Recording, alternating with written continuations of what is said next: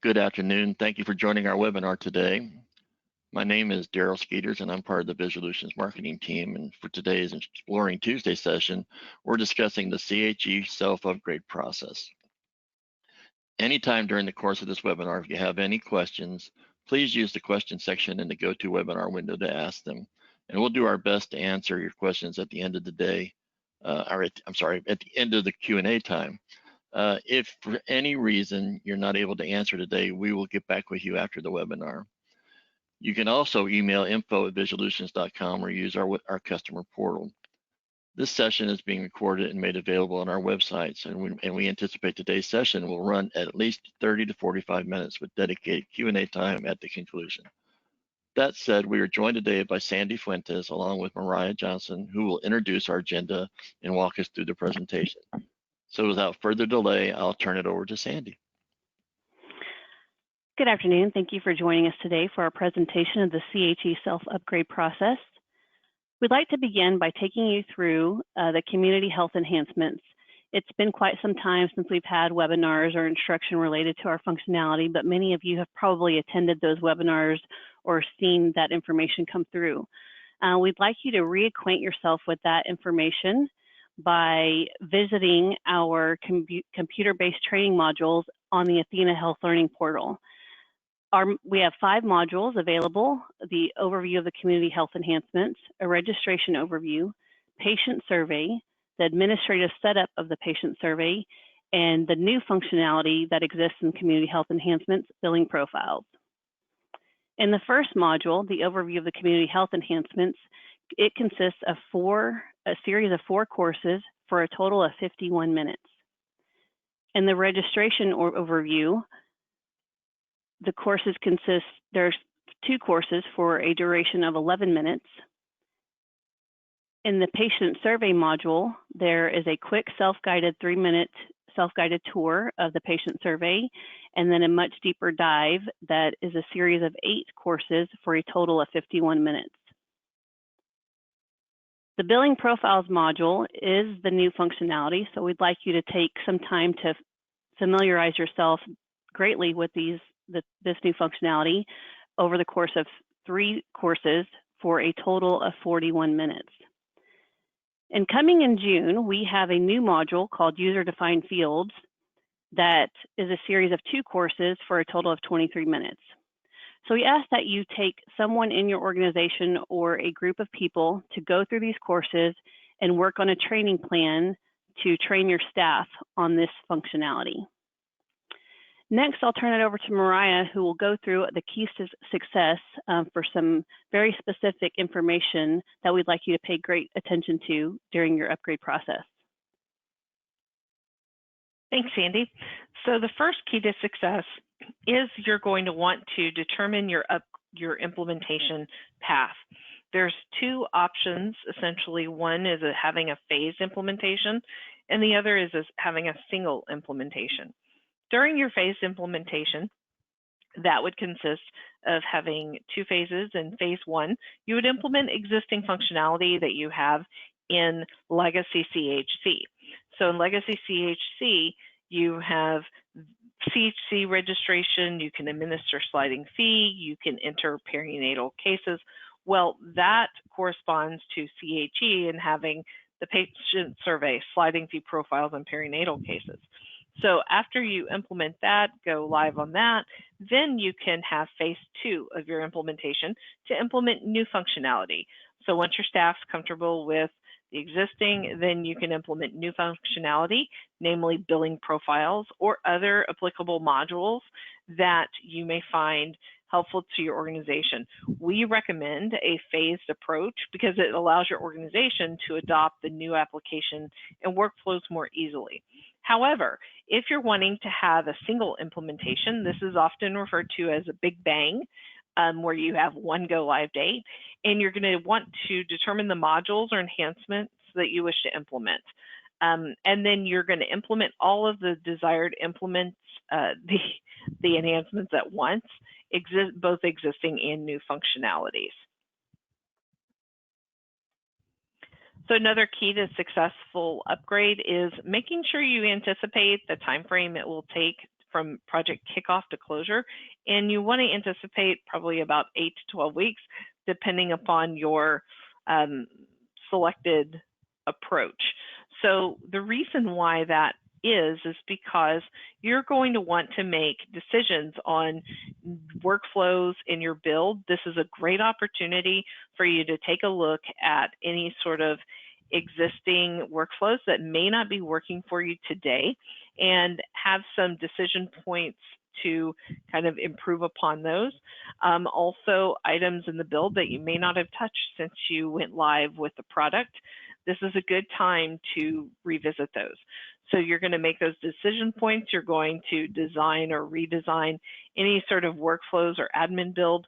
And then, of course, train your staff and test those workflows. You're going to want to allow time to make decisions regarding the admin build and workflows if you need to get any sign-off from leadership to do that. Keep in mind that if any of these tasks aren't completed, it ultimately will affect your overall timeline. So you will also, during this time frame, develop a training plan. As Sandy mentioned, you're going to have a couple of individuals or maybe a core team that watches the CBTs and then decides how you're going to roll out training to your staff. All of your staff that interact with the CHC enhancements today, they will need some sort of level of training. They're not necessarily going to complete every CBT course, but they will need some sort of training. And so you'll determine that. And then we have the Athena Health Learning website available here below. Last but not least, you'll want to make sure to anticipate your custom reports and interfaces that you may have that have any sort of references to your legacy CHC tables. So taking that into account, making sure that, that you test those as well during the project rollout. So we can't stress enough to test in your test environment. So you're going to need a test environment. You'll use that to perform the initial upgrade. You're going to also, in the test environment, complete your admin build and train your staff. You'll also want to test any sort of new workflows in the test environment. And then keep in mind that your test and production environments must be on the same versions of Athena Practice, which would be 12.2 or higher, to make sure that the upgrade goes smoothly. And then please keep in mind that during the production upgrade, you're going to replicate any setup changes that you performed within the test environment. When you're building in the test environment, make note of the changes that you make because you'll want to build those in production. So another key to a successful upgrade is to plan for go live weekend. So we do have considerations that you'll want to make when you're planning for go live. And one of those is to plan for a weekend upgrade and a Monday go live. We don't recommend you shorten your schedule to have maybe a Friday night upgrade and a go live on a Saturday or Sunday. For those of you who are open on the weekend, you will want to take the whole weekend to make sure everything is ready to go for Monday. You're going to want to notify Visualutions or your vendor of your intended go live date, and it's a good opportunity to review and refresh your downtime procedures and making changes as necessary in anticipation of that weekend.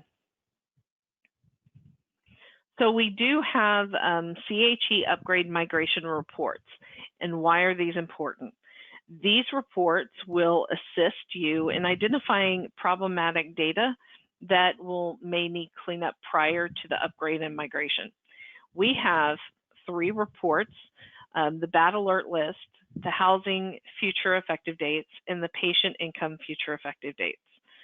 So we want to point out that the intent of these reports to install the report package in your production environment so that you run those and clean the data in production prior to any sort of test or production migration. So let's talk a little bit about what happens if we don't clean the data. that's found within the migration reports. In the report, the bad alert list, quite frankly, it's just the migration tool will fail. So we'll want to make sure that you clean that within your production environment. And then the last two items, the other two reports, the housing future effective dates and patient income future effective dates, what you'll want to do is you'll want to go into your production environment with the records or results from the report and determine what should those effective dates have been. And you'll want to either mark them as ignore, update them. If you do nothing with these two reports, then the migration scripts are going to mark all future effective dates that are more than 7 days into the future as ignore for housing and patient income effective dates. So we just want you to be aware of that so you can have more control over your data. Now, when it comes to the self-upgrade process as a whole, we do have some CBT courses available. They're in 3 parts. Part 1 focuses on steps 1 through 4 of the 10-step process. And keep in mind that these CBT courses are intended to supplement your self-upgrade tools that we'll talk later about in documentation. It's not intended, the CBTs are not intended to replace them. We also want to make mention as well in part 1 and in part 2 that they're going to provide click-by-click instructions with minimal dialogue so that you can progress at your own speed through them. In part 2, that covers steps 5 through 7 in detail. And when you're performing steps 5 through 7, you're going to need to have available or someone available to enter the following username and password combinations. So for your database, you're going to need the PM EMR username and password, the SA level username and password, and someone that has access to Application Center. So a user that can launch Application Center and log into that. And then lastly, of course, but not least, have someone or a login that has admin user rights with athenaPractice. And then part 3 of the self-upgrade process CBT courses focuses on steps 8, 9, and 10. 8, 9, and 10, we want to make sure that your SQL Server has to be able to access the following links. So some of you control your internet settings, and understandably so, pretty tightly. So just make sure that you know that you've got to have access to that link during the upgrade process. And then you're going to need to use the same username and password combinations previously used. So don't push those aside just yet. Make sure that those are available. It's extremely important that you not make any changes to your data until after your CHE admin setup occurs. The reason this is important is because if you try to do this, your community health enhancements will not function properly if you don't complete the administrative setup. So make sure that that administrative setup is complete prior to making any sort of changes or reviewing your data post-migration. So now Sandy is going to take us to an overall task plan, and she's going to provide us with a general outline of the process that we want you to follow. Thank you, Mariah. Now that Mariah's gone through the keys to success and the items that you need to pay great attention to throughout your process, I'll take you through the phases of the implementation that will span over your 8 to 12 weeks. Please keep in mind this is a high-level overview of the process and that the detailed instructions are in the instruction manual. The first phase of the process is the review process. In our Visualutions library, we have several documents available for reference material for you. The first and most important being the CHE Upgrade and Instruction Manual. This will take you through step-by-step instructions on how to perform the upgrade from beginning to end. The next documents are the CHE User Guide, Admin Guide, and Data Dictionary. Many of you are familiar with those documents and the location of them, again, in the Visualutions library. And the last set of documents are our legacy CHC to CHE tools. In that folder, we have 4 important documents, and we'll go over those next. That toolkit consists of 4 documents, the first being the CHE Upgrade and Migration Instruction Manual. As I mentioned, it has very detailed instructions on how to perform the upgrade migration from beginning to end. The next is the CHE Migration Reports Package Instructions, and that walks you through running and reviewing your reports and cleaning up any problematic data. The next is the CHE Application Security Setup Guide, and that will take you through setting up your security for your users and your groups in the Application Center. And the last is the Eligibility Automation Application Pool Setup, and this will take you through setting up eligibility automation. The next phase after you review the documents is the education of the process. So as Mariah mentioned, you can access the self-upgrade overview courses on the Athena Health Learning Portal, and that series consists of 3 courses for a total of 20 minutes. Once you've completed the education of the upgrade process, then you'll move to the migration reports. This area of this phase of the process can take a great deal of time depending on the amount of data that you need to clean up from your reports. So be sure to plan for that in your timeline. The migration reports package is also located in the report store. You will download the file from the report store, and you will install it into your production environment, and you'll clean up the data prior to running your test upgrade and migration. In the next phase, this is the test database upgrade and migration phase, and it consists of several steps. First, you'll contact us to obtain the proper licensing, and we'll be sure to have a technician on standby for you during business hours. Then you'll create a replica of the production database, and you'll refresh that into your for a test database into your test environment. Then you'll verify that CPS is running properly in the test environment by checking throughout for recent data. Then you'll download the installer from the Visualutions customer portal, and you'll install the latest version of CHE and restart the JBoss server. We'll go over this asterisk shortly. Then you'll set up your group security permissions and application center. And then you'll verify that CHE opens up in the test database without any errors. Then you'll begin the migration process for the test database. You'll access the utility file in the Visualutions report store under this legacy CHC to CHE tools folder. After you've completed this process, then you will need to install the patch for CHE 2.0.7, the version 2.0.7.1. Only CHE 2.0.7 requires the installation of this patch. The next version, CHE 2.1, will be released later this summer. And if you plan to upgrade at that point, you will not need to perform this step. It's just for anyone who's planning to upgrade when CHE, with the current version of CHE 2.0.7.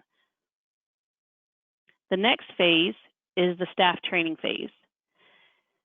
As I mentioned before, you'll appoint someone on your team to review the courses, or a group of people to review the courses, and you'll create a training plan. So now would be the time to implement that training plan and ensure that your staff is trained on the components. And you may also have them access the same courses that you reviewed during the review process. The next phase is the production database upgrade and migration. We ask that you contact us 2 weeks prior to ensure that you have the proper licensing on your account, and then we'll ensure that we have a technician available during business hours for assistance should you need it on Monday morning.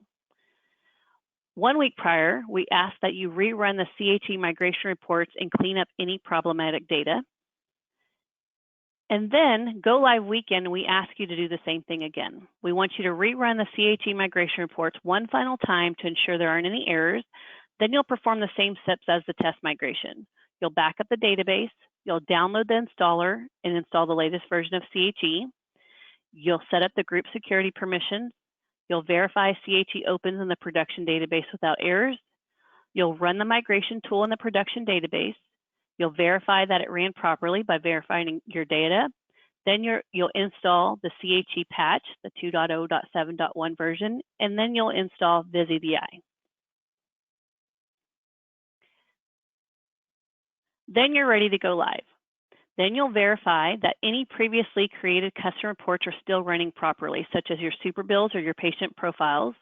You'll then complete the CHE admin tables in the production database. You'll verify that your users have access and the permissions that are required. You'll test out any existing or new workflows in advance of seeing your patients. We'll ask that you open a ticket and ask Visualutions to remove your legacy CHC license so that you don't install it in error in the future. And once all those steps are done, you are now ready to use CHE in production. I'll turn it over to Mariah so she can go through the common questions that we've received for the users who have already begun the self-upgrade process. Thanks, Sandy. So the first question that we oftentimes get is, are there new CHE table names? And the answer is yes. The CHC table names are renamed in CHE and new tables are created. So because of this, we recommend that you, number one, identify within your organization your custom reports, your interfaces, any third-party data exchange. So get a list of those. And then number two is then take that list and determine if any of the above items contain references to any of the legacy CHC table names or fields. And then number three, you'll want to develop a plan and allocate time to update your legacy CHC references to the renamed CHE table names and fields. So are there reports to identify data issues? And yes, we've discussed those. The CHE migration data reports package we have available. I have a screenshot here. We have a screenshot of what the report results look like. And so we want you to take a look and work with the data to resolve the data. You're going to run these migration reports on your production database and resolve any sort of data issues prior to completing your test upgrade. And the migration tool will fail if you don't resolve your issues with your data. So when do I update the federal poverty guidelines? You'll want to update your federal poverty guidelines before your migration. So the table must contain, in legacy CHC, your table must contain the guidelines for the current year. So we have guidelines through 2020. You'll want to make sure that your base income table in the CHC list editor contains years up to 2020. And this is because the migration references the federal poverty guidelines. So you need to make sure that those are up to date prior to the upgrade. So why do you need to contact Visualutions or your vendor in advance of your upgrade? So when you contact us, we will work to ensure that a technician is on standby for assistance during business hours, which are 7 a.m. to 7 p.m. Central Time, and also confirm with you the following licenses for CHE. Within CHE, you're going to have a test database license and a production database license. Also, if you're choosing to implement the prepare form, we'll want to make sure that that's licensed, as well as those of you who are accustomed to using the wait status function within legacy CHC. That is now a part of our billing tools as the appointment status function. So we'll need to, if you're using that today in legacy CHC, the wait status, you'll need to get a license for that. And those of you that are using Centricity EDI or CEDI customers only, you'll want to make sure that you're licensed for the Centricity Viz plugin, and that's for the eligibility automation functionality. So what about IHS or NARA legacy CHC upgrades? Yes, you may still participate in the self-upgrade process. So Indian health organizations and Native American Rehabilitation Association organizations, you may have slightly customized versions of the legacy CHC product. So in order to ensure that you have a successful migration, you want to first identify if your current CHC product contains data within these specific fields. Just because you have an IHS designation or an NARA designation doesn't mean necessarily that you're using that customized version of the product. If you are, then you're going to want to, during the migration process, you're going to include the IHS migration box in the migration tool. NARA customers will also select this IHS checkbox, and it will place the data into the correct fields during the migration. Speaking of specific fields, what about user-defined fields? User-defined fields are going to be migrated to the following modules. So today, you most likely, many of you have fields that are created within your CHC registration tables. You may have, we've mentioned IHS or NARA, patient survey, specific items. So in CHE, the CHC registration equivalent is the patient survey. So those fields will be migrated to the patient survey. If you have any sort of data in the visit, user-defined data for Title 10 or the 2017 family planning, those fields will carry over into the visit details in their appropriate sections.